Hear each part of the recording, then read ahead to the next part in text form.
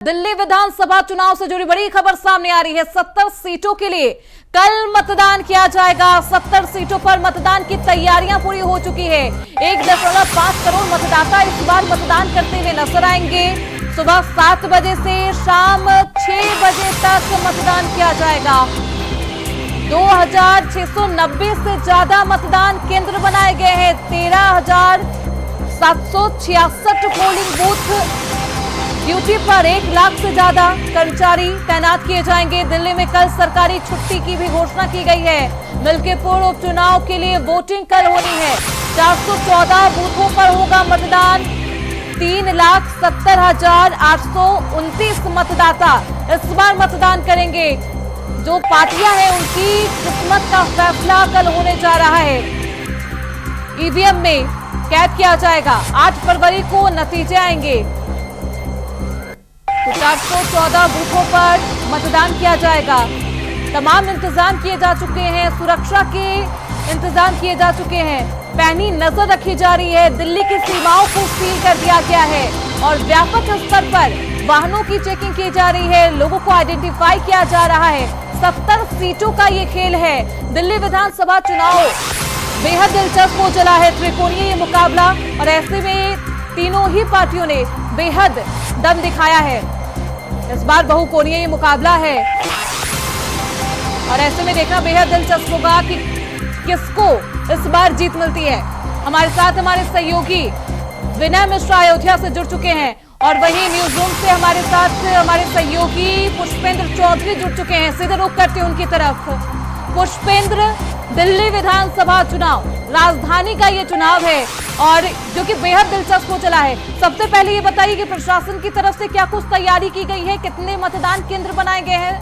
पुष्पेंद्र, जो चुनाव की तैयारियां पूरी हो चुकी है और जो वोटिंग ऑफिसर हैं वो भी रवाना हो चुके हैं और जो पोलिंग बूथ पर जो पार्टियां हैं वो भी रवाना हो चुकी हैं। लेकिन यहाँ पर जो सबसे बड़ी बात देखने को मिल रही है, दिल्ली विधानसभा चुनाव में जो त्रिकोणीय मुकाबला यहाँ पर देखने को मिल रहा है। और सबसे बड़ी बात है जो अरविंद केजरीवाल की नई दिल्ली की सीट है, इस पर सबकी निगाहें टिकी हुई हैं क्योंकि यहाँ पर अरविंद केजरीवाल के सामने भारतीय जनता पार्टी से परवेश वर्मा जो पूर्व मुख्यमंत्री के बेटे हैं और वहीं कांग्रेस से संदीप दीक्षित जो शीला दीक्षित के बेटे हैं। तो यहाँ पर जो टक्कर देखने को मिल रही है, सबसे बड़ी जो निगाहें यहाँ पर टिकी हुई हैं लोगों की, और ये सीट कहीं ना कहीं जो अरविंद केजरीवाल की है वो फंसती हुई भी नजर आ रही है। क्योंकि अगर कांग्रेस पार्टी यहाँ पर थोड़ी मेहनत कर सकती है तो भारतीय जनता पार्टी को यहाँ पर जरूर फायदा हो सकता है। और इसके अलावा जो कालका जी से आतिशी हैं, जो सीएम है, वो भी वहाँ पर चुनाव लड़ रही है और उनके सामने रमेश बिधूरी मैदान में है जो सांसद रह चुके हैं। और यहाँ पर भी दोनों की सीटें में जो फर्क देखने को मिल रहा है, तो सबकी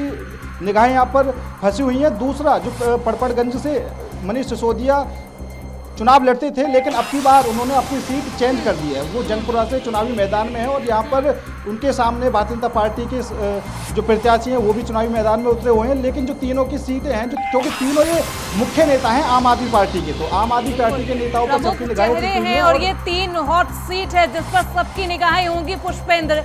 और देखना बेहद दिलचस्प होगा क्योंकि आम आदमी पार्टी के लिए अग्नि परीक्षा है।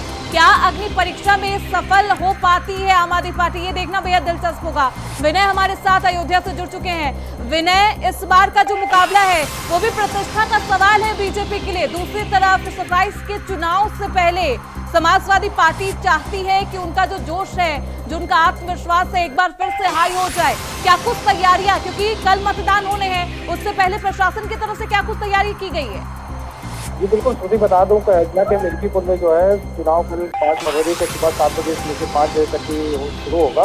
तो इसके लिए जो है आज राजकीय इंटर कॉलेज से 404 बूथों के लिए जो पोलिंग पार्टियां रवाना हो चुकी हैं। और इसमें सबसे अहम बात यह है कि जो सुरक्षा व्यवस्था को लेकर के प्रशासन के द्वारा जो है पूरे पुख्ता इंतजाम किए गए हैं। यहाँ पे 3,70,829 मतदाता है और यहाँ 10 प्रत्याशियों का आज लेकिन फैसला होगा। लेकिन मुख्य रूप से यहाँ पे भाजपा और सपा जो है कड़ी टक्कर देखने को मिल रही है क्योंकि ये जो सीट थी वो सपा के खाते में थी, लेकिन ये बीजेपी भी इस सीट को पूरी तरीके से हासिल करने चाह रही है। वजह यह है कि यहाँ के जो सांसद अवधेश प्रसाद इनके जीतने के बाद जो है मिल्कीपुर विधानसभा की सीट खाली हुई है। उसके बाद जो है यहाँ पे जो है सपा के सांसद अवधेश प्रसाद के बेटे अजीत प्रसाद जो है सपा के प्रत्याशी के रूप में है और बीजेपी से चंद्रभान पासवान। इस तरीके से माना जा रहा है कि बीजेपी और सपा के लिए दोनों के लिए ये सीट जो है काफी अहम लग रही है, क्योंकि 2027 का चुनाव जो होगा वो फाइनल के तौर पर देखा जाएगा। ये जो है कल जो चुनाव होने जा रहा है वो सेमीफाइनल के रूप में यहाँ पे देखा जा रहा है।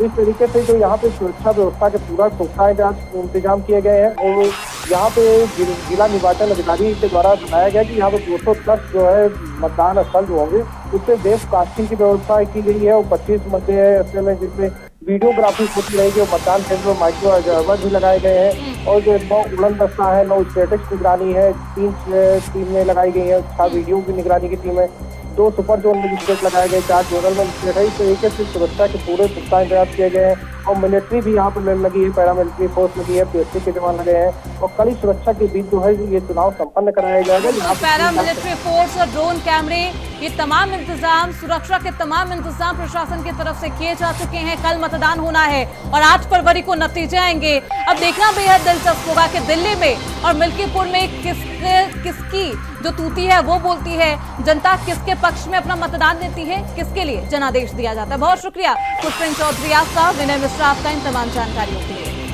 तो सुबह 7 बजे से शाम 6 बजे तक मतदान होगा और ऐसे में दिल्ली में 2600 से ज्यादा मतदान केंद्र बनाए गए हैं। इन तमाम मतदान केंद्र पर जो व्यवस्थाएं हैं उन्हें दुरुस्त किया गया है।